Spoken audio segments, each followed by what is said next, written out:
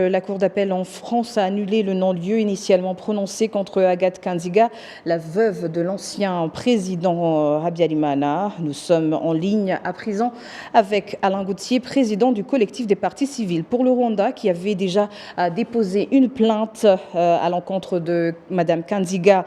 Bonjour Alain. Alain, vous nous entendez? Bonjour. Oui, je vous entends.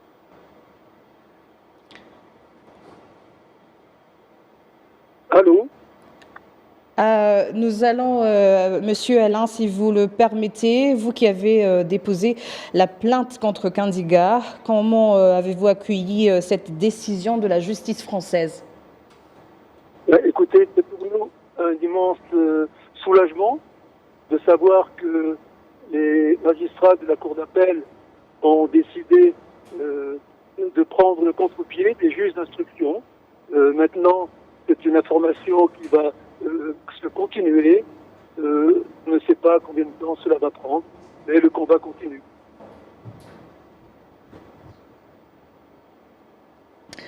Alors, pour vous et compte tenu du combat contre l'impunité que vous menez, je dirais, depuis des années, que signifie une telle décision?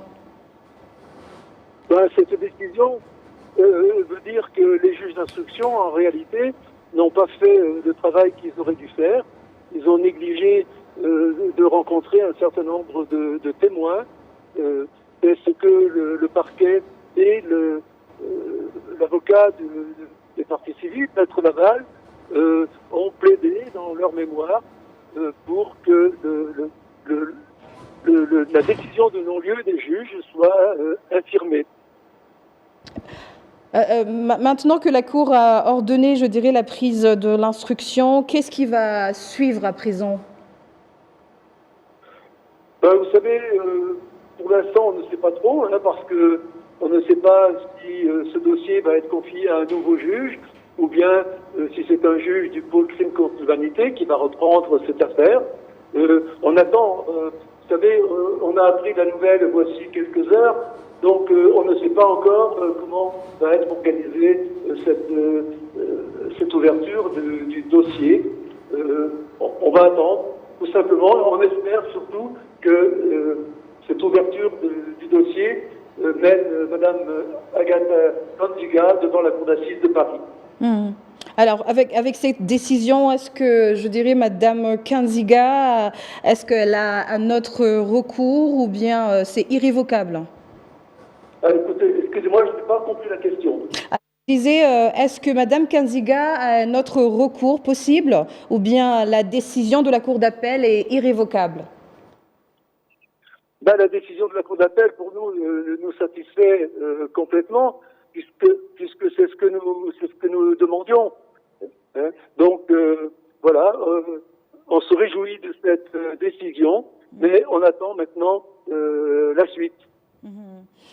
Vous qui connaissez, je dirais, la procédure de la justice française, notamment dans ces affaires en rapport avec le génocide perpétré contre les Tutsis, peut-on s'attendre à un procès contre Kanziga dans un avenir proche ou il faudra encore attendre, je dirais, longtemps?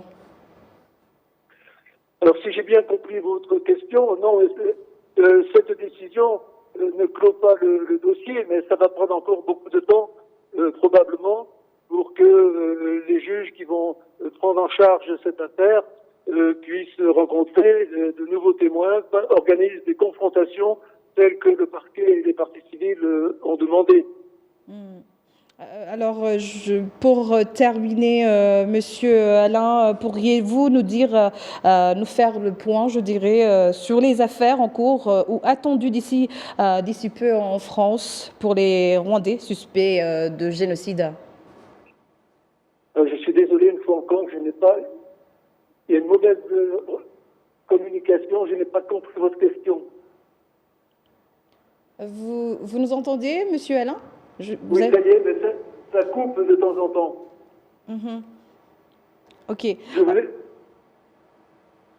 Je pense qu'il y a un petit problème technique. Monsieur Alain, je disais tout à l'heure, pourriez-vous nous faire le point sur les affaires en cours ou attendues d'ici peu en France?